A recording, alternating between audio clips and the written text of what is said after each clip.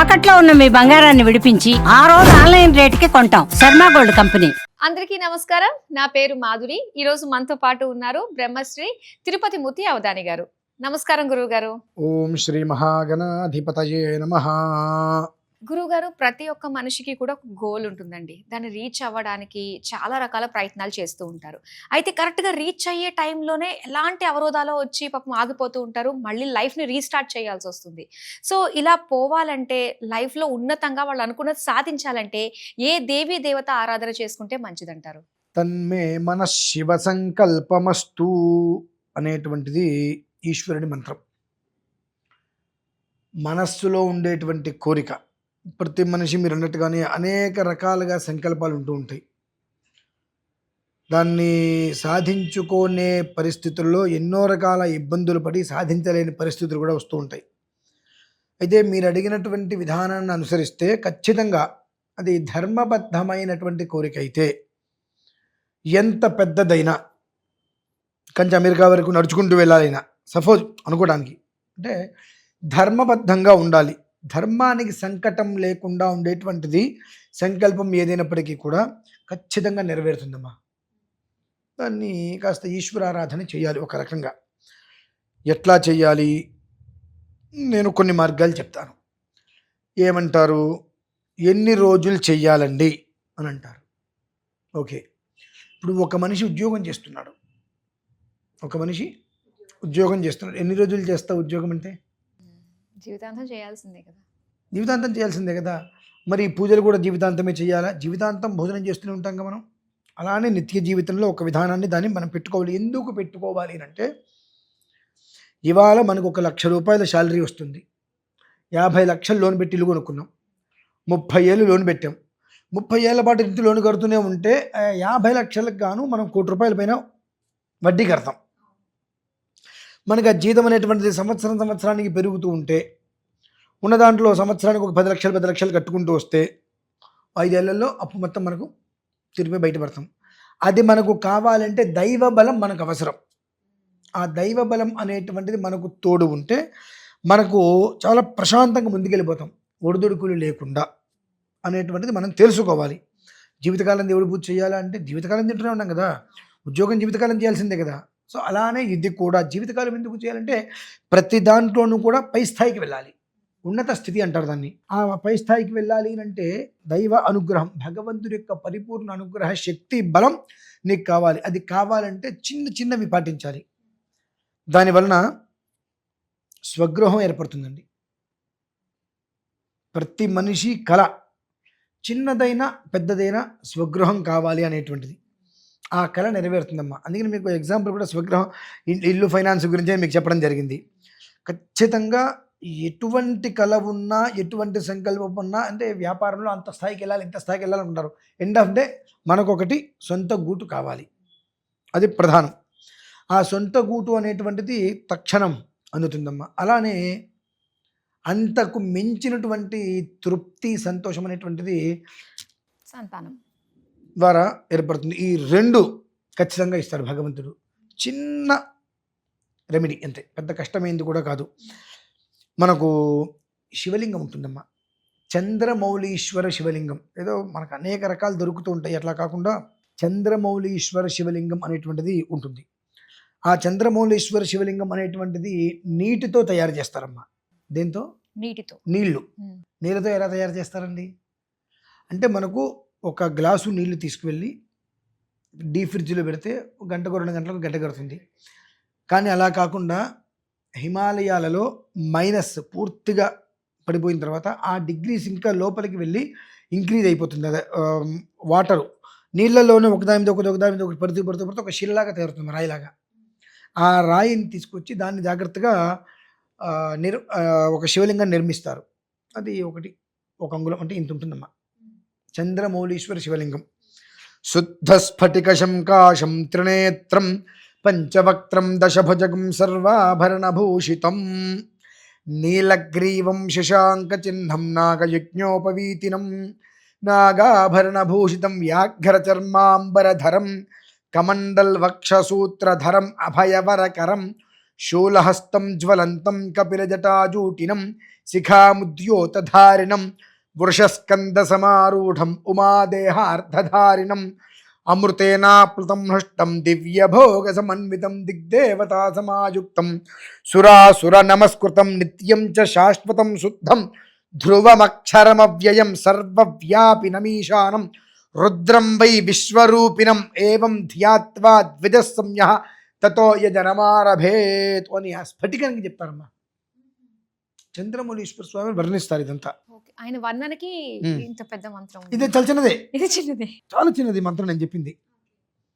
అంటే శుద్ధ స్ఫటిక శంకాశం త్రినేత్రం పంచవక్రం. శుద్ధ స్ఫటికంలో ఏముంటుంది? మన దగ్గర ఉంటే మనం ఎలా ఉంటామంటే ఈశ్వరుడు సాక్షాత్ మన ఇంట్లో ఉంటాడు వచ్చి. ఆయన ఎలా ఉంటాడు ఈశ్వరుడు అంటే పాములు మెళ్ళో వేసుకుంటూ ఉంటాడు. నాగుపాములే ఆభరణాలు. వ్యాఘ్ర ధర్మం అంటే వ్యాఘ్రం అంటే పులి చర్మం కట్టుకుంటుంటాడు. ఇలానే ఇంకేంటి ఆయన గొప్పతనం? ఉమాదేహార్ధధారుడు, అమ్మవారికి సగం హృదయాన్ని ఇచ్చేశాడు. ఇలా చెప్పుకుంటూ పోతే ఈ చిన్న శ్లోకానికి మనం 15 రోజుల పాటు అర్థం చెప్పుకోవచ్చు కూర్చొని. అంతటి యోగ దివ్య భోగం మన ఇంట్లో ఉంటుంది. అంతకు మించి ఆ శివలింగము శ్వేతారూపం, స్ఫటికాశీలం, అగ్నివర్ణం. అంటే ఏమిటంటే శ్వేతారూపం అన్నప్పుడు మనకు శాంతి. ఏదైనా ఇద్దరు కొట్టుకుంటే తలజెండా పైకి ఎత్తుతారు, శాంతికి చిహ్నం అది. స్ఫటికాశీలం, దాన్ని మించినటువంటి శుద్ధం ఇంకెక్కడా లేదు. అగ్నివర్ణం, అది మన ఇంట్లో ఉంటే తేజస్సు. అర్ధరాత్రి పూట కూడా ఆ తేజస్సు చుట్టూతో మనకు వెలుతురిస్తూ ఉంటుంది. అంతది చంద్రమౌళీశ్వర శివలింగం. అంటే ఈశ్వరుడి అనుగ్రహం వలన ఒక 11,000 మందికి ఆ శివలింగాన్ని ఇవ్వాలనేటువంటి సంకల్పంలో మేము ఉన్నామమ్మా. ఇప్పటికి రోజుకు ఒక 9 మందికి ఇంట్లో అభిషేకం చేసి ఆ శివలింగాన్ని అందిస్తున్నాం. అంత రాయి తెప్పించి దాని నుంచి ఆ శివలింగాలు తయారు చేయించి అభిషేకం చేసి రోజుకు 9 మందికి అందిస్తున్నాము. 11,000 మందికి ఆ శివలింగాన్ని అందించాలి అనేటువంటి సంకల్పం. దాంట్లో 2 విధానాల ఆరాధనలు ఉంటాయి. ఇంత ఉంటుందమ్మా. ఆ శివలింగాన్ని ఇంట్లో పెట్టుకున్న తర్వాత ప్రతి సోమవారం రాత్రి 8-8:30 సమయంలో దీనికి సంబంధించినటువంటి మంత్రం నేను విడిగా ఒక వీడియో చేసిస్తా.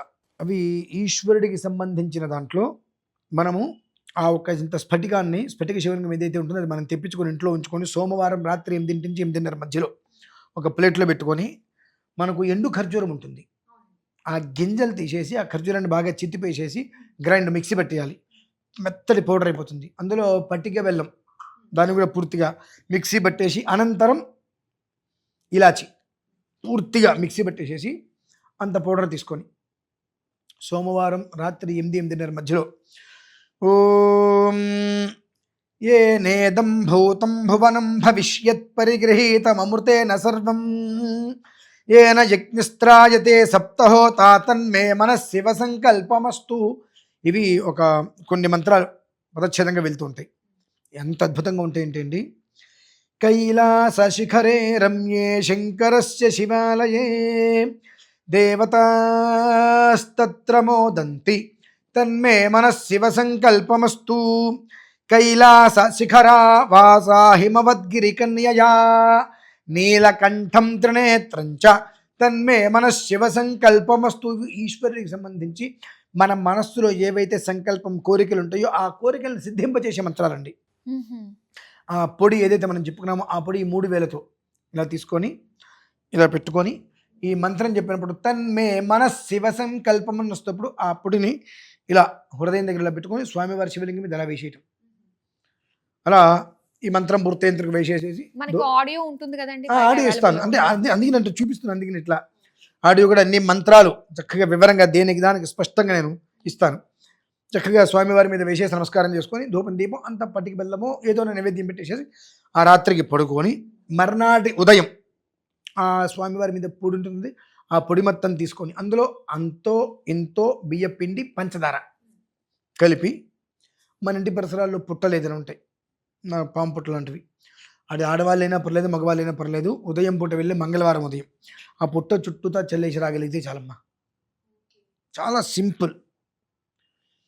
ఇది ఎన్ని రోజులు చేయాలండి అని అంటే ఆ సోమవారం రాత్రి 8:30 లోపు పూర్తి చేసుకోగలిగితే ఒక 6, 7, 8 అథవా 11 వారాలు పూర్తయ్యేటప్పటికి ఒక మీ జీవితంలో ఎప్పటివరకు ఎప్పుడూ లేనటువంటి మానసిక ప్రశాంతతను మీరు పొందటమే కాకుండా కనీసం కొన్ని వందల మందికి మీరు చెప్తారు.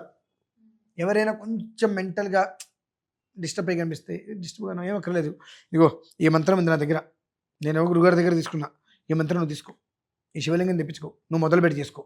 కానీ కొన్ని వందల మందికి వాళ్ళు చెప్పుకోగలుగుతారు.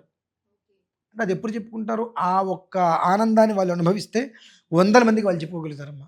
అంత విశిష్టమైనటువంటి ఆరాధన ఈశ్వరుడిది. తేలిక. ఈ 3 వస్తువులు ఉంటాయి మన దగ్గర. 4వది ఈశ్వరుడు. సోమవారం రాత్రి 8 to 8:30 మధ్యలో గట్టిగా చేసినా నాకు తెలిసినంతలో 10 నిమిషాల మించి ఉండదమ్మా. ఇది 10 నిమిషాల మించి ఉండదు. అది చేసుకోగలిగితే ప్రతి మనిషి తన జీవితంలో ఏదైతే సంకల్పం అనేటువంటిది మనస్సులో ధర్మయుక్తంగా అనుకున్నాడో, ముందుకు వెళ్ళలేక అనేక ప్రయత్నాలు చేసుకుంటూ ఎదగలేక అక్కడే నించుంటూ మనకన్నా వెనక వాళ్ళు వచ్చి మనకన్నా ముందుకు పరిగెత్తుకుంటూ వెళ్ళిపోతూ ఉంటారు. అటువంటి పరిస్థితులలో వాళ్ళని చూసి మనం ఈర్ష్యపడకుండా, అసూయపడకుండా మనం ఎదగడానికి మార్గం ఏంటి, మనం ఎందుకు ఎదగలేకపోతున్నాం, నిన్ను నువ్వు తక్కువ చేసుకోవద్దు. ఎప్పుడు నిన్ను నువ్వు ఎప్పుడు తక్కువ చేసుకోవద్దు. ఐ ఆమ్ ఆల్వేస్ కరెక్ట్ అనుకో. బట్ ఎదుటి మనిషి మాత్రం ఆల్వేస్ రాంగ్ అని మాత్రం చెప్పద్దు. నేను కరెక్టే, కానీ ఏదో చిన్న మిస్టేక్ నన్ను డామినేట్ చేస్తుంది. బట్ అది నన్ను డామినేట్ చేసే మిస్టేక్ నాకు వద్దనుకుంటే నేను ఈశ్వరుడి దగ్గర కూర్చోవాలి అని ఈ ప్రయోగం చేయమండి చాలు, ఇంకేమక్కర్లా. చాలా బాగా చెప్పారండి. అంటే ప్రతి ఒక్కళ్ళకి ఇలాంటి ఫీలింగ్ ఉంటుంది, నాకంటే వెనకొచ్చినోడు వాళ్ళు అంత అక్కడ ఉన్నారు, నేను ఇంకా ఇక్కడే ఉన్నాను అని. అలాంటి వాళ్ళందరికీ కూడా అతి సులభమైన ఒక ఈశ్వర మంత్రంతో అనుకున్నది సాధించుకోగలిగే ఒక మంచిది మాకు తెలియజేసినందుకు ధన్యవాదాలండి.